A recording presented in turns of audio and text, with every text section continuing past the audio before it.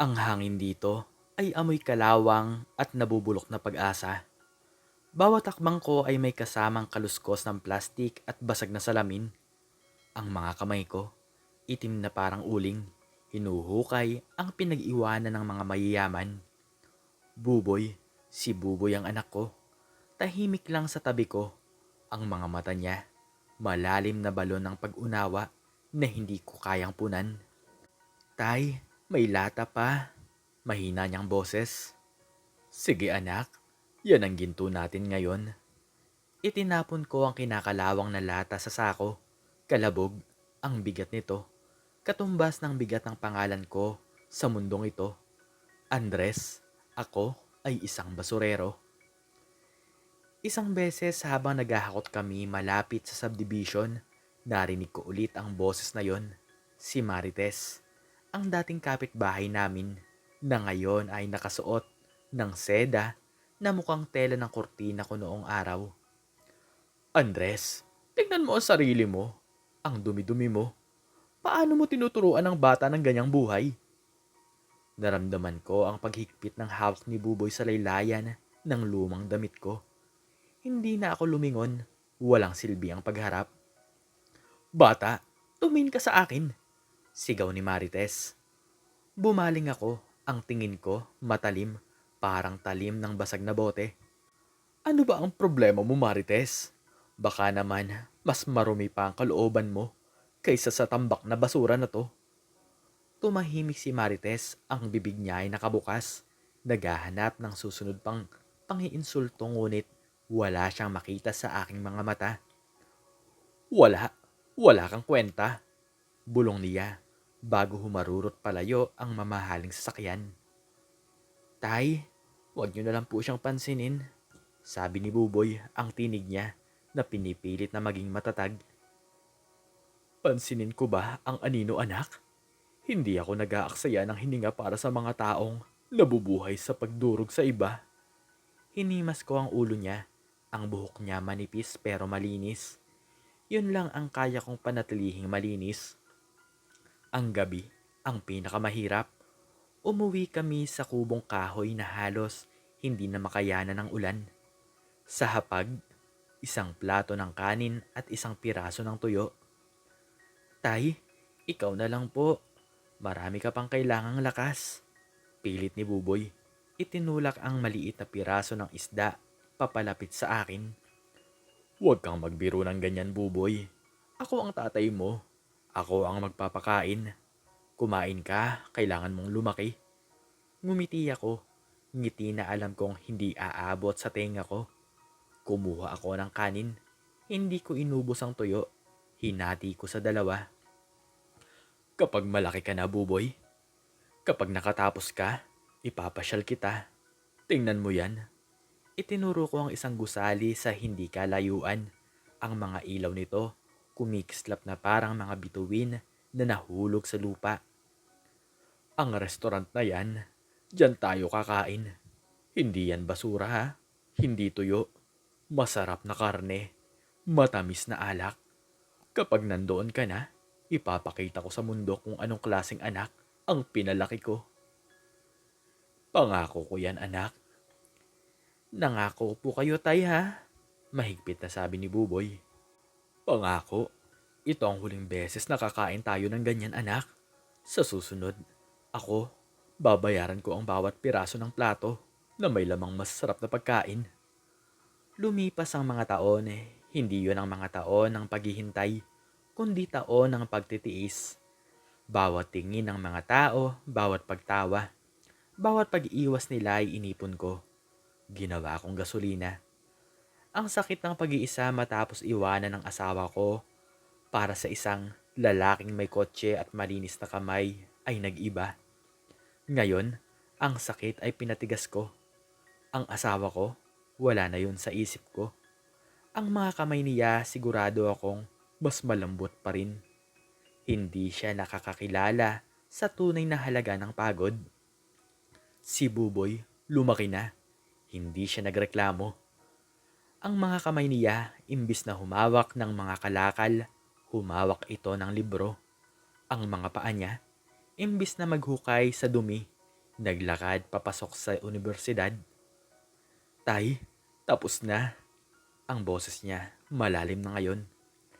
Nasa ilalim kami ng isang poste ng kuryente. Naghihintay ng jeep. Ang sako, mas magaan na ngayon. Tapos? Ano ang tapos na anak? Ang pag-aaral ko, graduate na po ako tay. Business Administration. Hindi na po ako magiging basurero tay. Hindi na po tayo kakain ng toyo. Tumawa siya, isang tunog na hindi ko pa narinig noon. Malakas at may tiwala. Sige, magtrabaho ka. Hanapin mo ang pera na yan. Huwag kang magpapakain sa kahit na kanino. Ipakita mo sa kanila kung sino ang anak ko. Pupunta po ako sa Amerika tay. Kailangan ko ng puhunan. Mag-iipon po ako. 3 taon.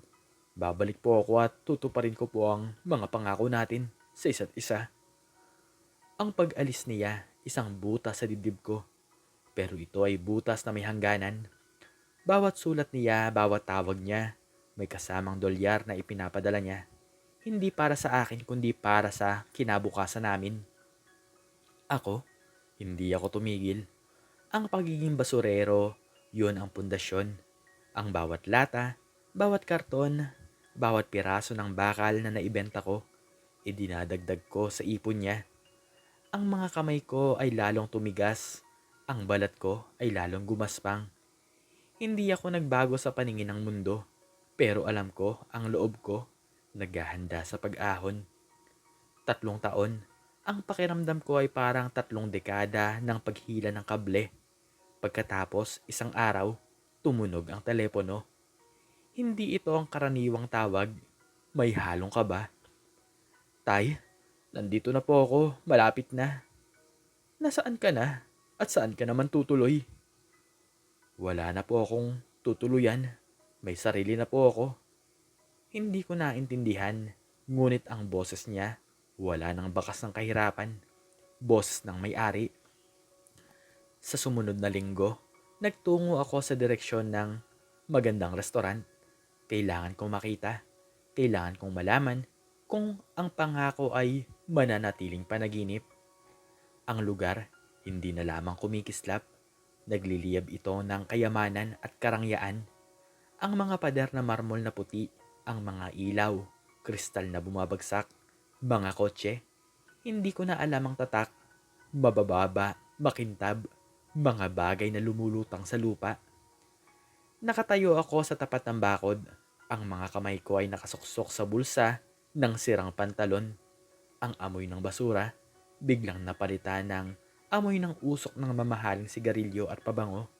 Ang sarili ko, parang isang malaking mantsa sa gitna ng perpektong salamin. Hindi ito para sa atin, buboy. Bulong ko sa sarili ko.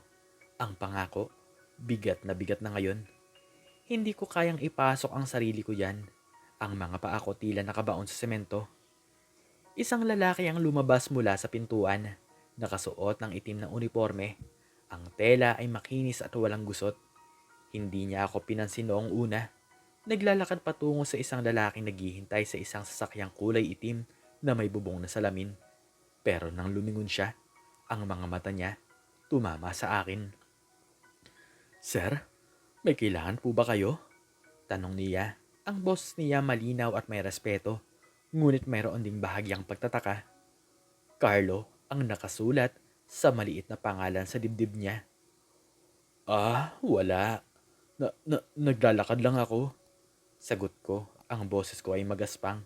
Hindi sanay sa pakikipag-usap sa ganitong mga uri ng tao. Nasa labas po kayo ng restaurant na ito. Ito po ay isang fine dining establishment. Hindi po kami tumatanggap ng mga taong. Huminto siya. Napansin ng aking maruming damit. Ang mga mata niya tumingin sa sako na hawak ko na puno ng mga tansong kable na kinalakal ko kanina. Alam ko kung ano ito. Putol ko sa kanya. Ang boses ko ay nagiinit. Hindi naman ako mangmang. Hindi ako pumapasok sa mga lugar na hindi ko kayang bayaran. Sige na iho, nagpapaalam na ako. Sandali po sir. Sumandal si Carlo sa pintuan. Ang mga kamay niya ay nakakrus sa dibdib. Bago po kayo umalis, Tingnan niyo po ang suot ko. Ang uniforme na to, ang trabaho ko, kailangan ng disiplina. Ngunit sa inyo, sir, may kakaiba akong nakikita. May dignidad. Dignidad? Sa itsura kong to? Tumawa ako ng maikli. Wala akong dignidad. Mayroon lang akong utang sa sarili ko. May alam po ba kayo kung bakit libre ang serbisyo sa labas ng bintana tuwing alas 4 ng hapon? Tanong ni Carlo. Wala. Siguro para sa mga modelo na sasakyan. Hindi po para sa mga taong naghihintay. Para sa mga taong nagtatrabaho sa labas upang makita nila na mayroong lugar para sa kanila. Lumapit si Carlo, ang mukha niya ay seryoso. Sir, pumasok po kayo. Ngayon, libre. Huwag na kayong mag-alala sa pera. Ito ay isang paanyaya. Nataranta ako. Ang utak ko nag-iisip ng mga dahilan para tumanggi. Ang pride ko, sumisigaw na tumakbo na ako pabalik sa tambakan.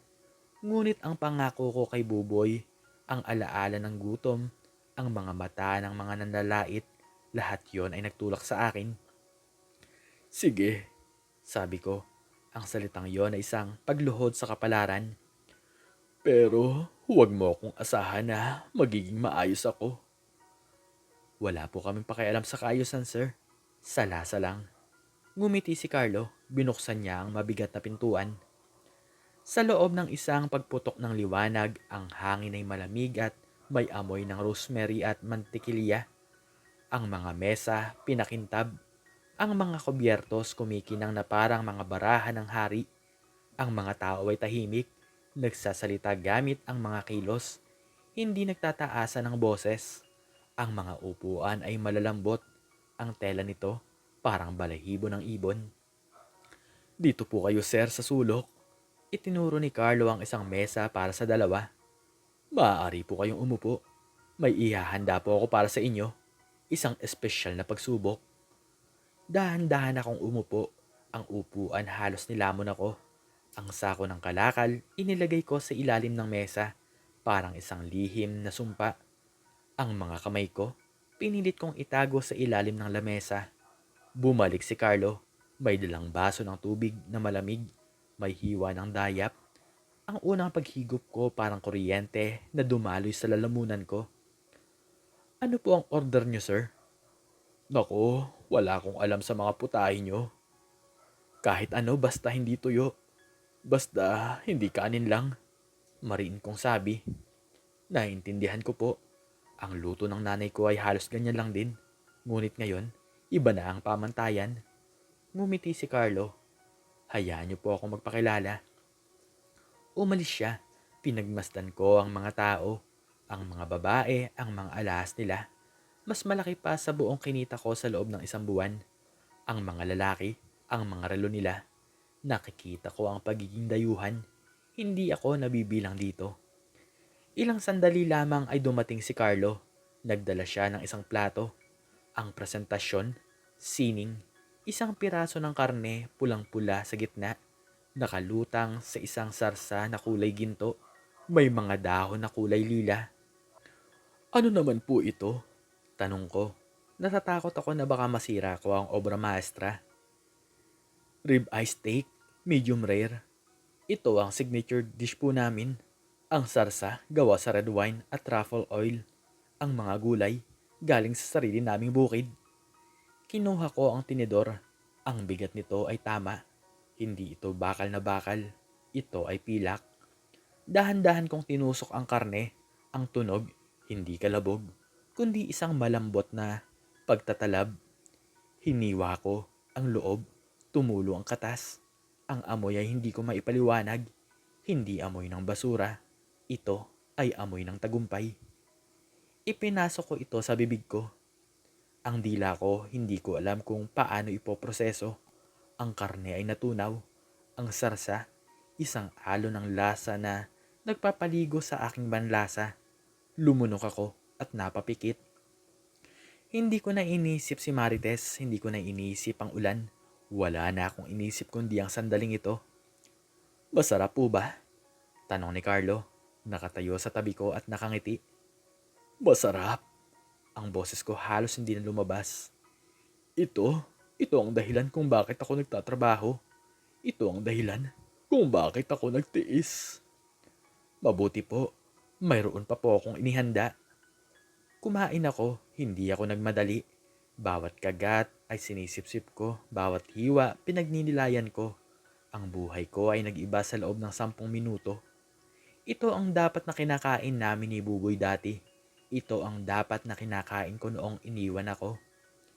Matapos kong ubusin ang huling patak ng sarsa gamit ang tinapay, huminga ako ng malalim. Ang busog, hindi lang sa tiyan, kundi sa kaluluwa. Maraming salamat, iho, sabi ko kay Carlo.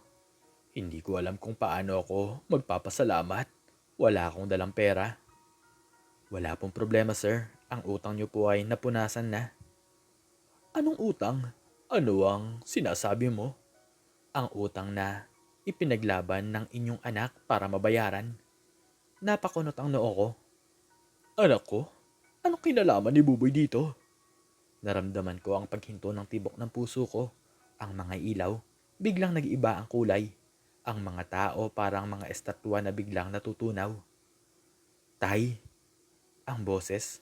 Hindi na ito ang boss ng binatang nagpaalam sa pier. Ito ay boses na may bigat, may otoridad. Bawat salita ay kumikinang. Nilingon ko ang direksyon ng boses na katayo sa bukan ng kusina. Nakasuot ng puting chef coat. Si Buboy, hindi lang siya isang simpleng tao. Siya ang sentro ng liwanag. Ang tingin niya ay diretso sa akin. Ngunit hindi ito ang tingin ng anak sa tatay. Ito ay tingin ng isang pinuno sa kanyang hari. Buboy, ang pangalan ko. Halos hindi ko mabigkas. Lumakad siya patungo sa akin. Ang mga hakbang niya ay tiyak. Ang mga tao ay naghiwalay para bigyan siya ng daan. Si Carlo yumuko ng malalim.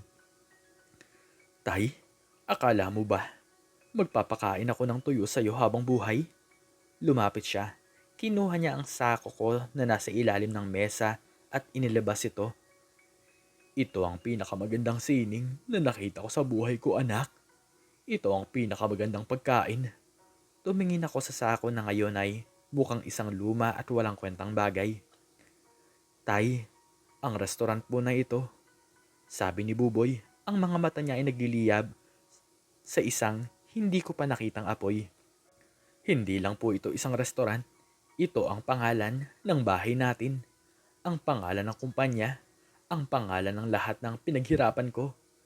At hindi lang po yan. Si Carlo, ang manager ko. Ang mga taong nakikita mong mayayaman, sila ang mga investor na kinumbinsi ko gamit ang mga kwento tungkol sa isang lalaking naghahanap ng lata sa ulan para lang magkaroon ng kanin ang kanyang anak. Napatayo ako. Halos hindi ako makahinga. Ang mga mata ko, naghahanap ng butas para makatakas, para magising sa panaginip na to. Paano? Paano nangyari to? Ang pangako, tay, hindi ko inaasahan na ganito po kabilis. Ngunit sa bawat sentimo na ipinapadala ko, bawat oras na inilaan ko sa pag-aaral, bawat pang-insulto na narinig niyo po, ginamit ko po.